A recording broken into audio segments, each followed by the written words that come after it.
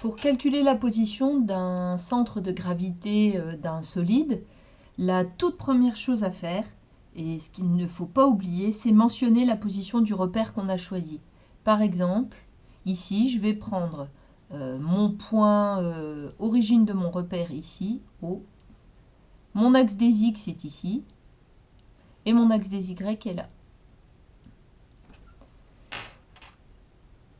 Les centres de gravité simples qu'on doit connaître, c'est la position du centre de gravité d'un rectangle.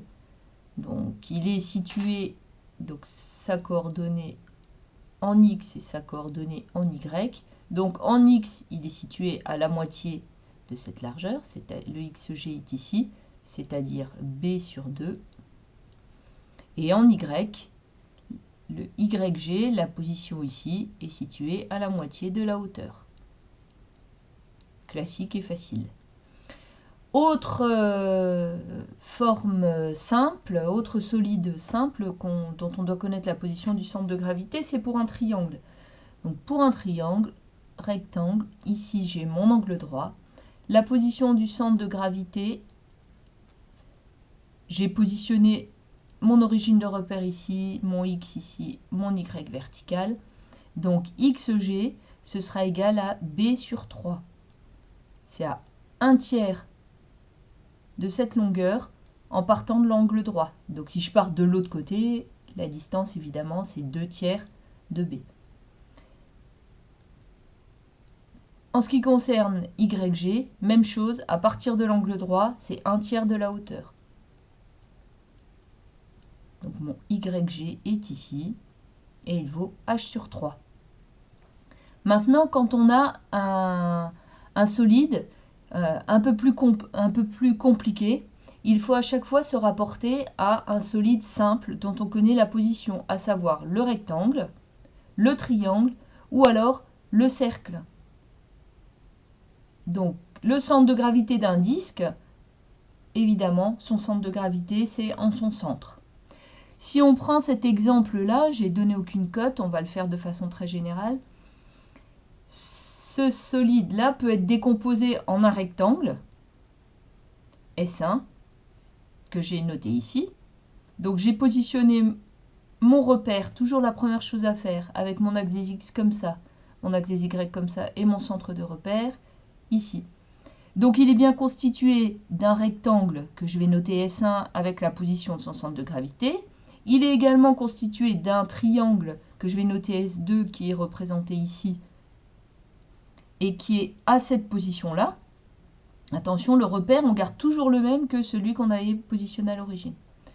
Et j'ai cette surface qui a un trou, donc je vais enlever, c'est pour ça que j'ai un moins, un disque, donc qui a une surface S3, qui est positionné ici, donc toujours dans mon repère général à ma grande structure.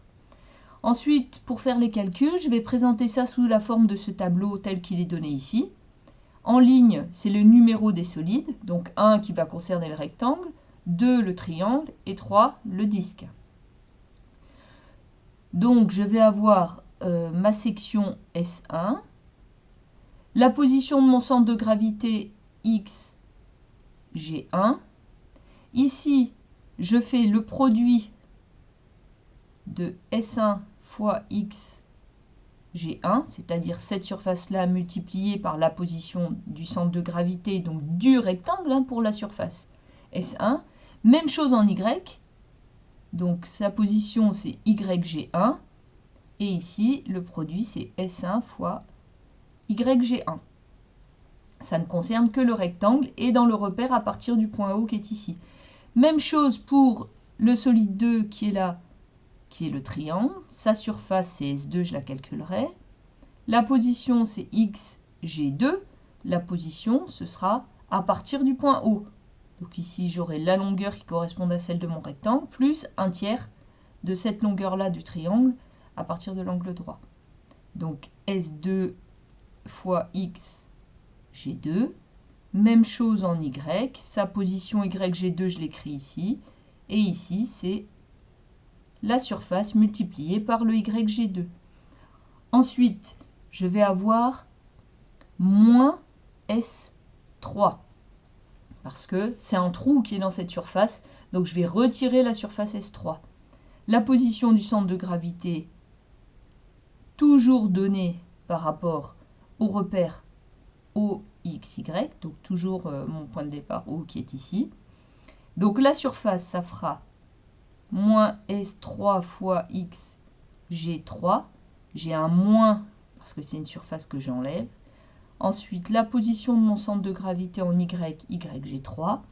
Et mon produit, moins S3 fois YG3. Ensuite, il suffit d'additionner ici mes surfaces. Donc je vais faire S1 plus S2 moins S3. C'est la somme de mes surfaces. Donc S1 plus S2 moins S3. Ici, je vais, même chose, additionner tout ça.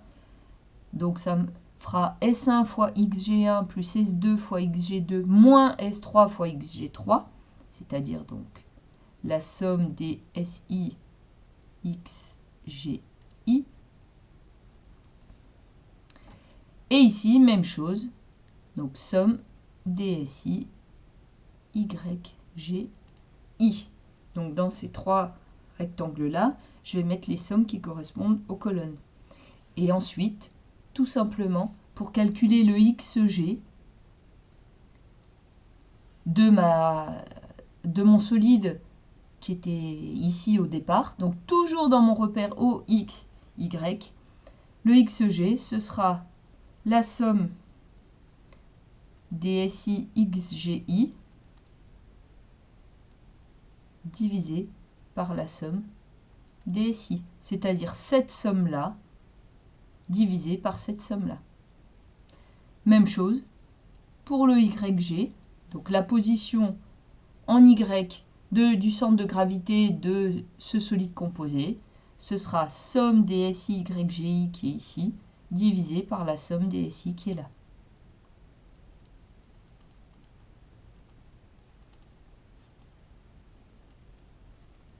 Et là, on a trouvé la position du centre de gravité du solide composé en le décomposant en solide simple, à savoir rectangle, triangle et disque.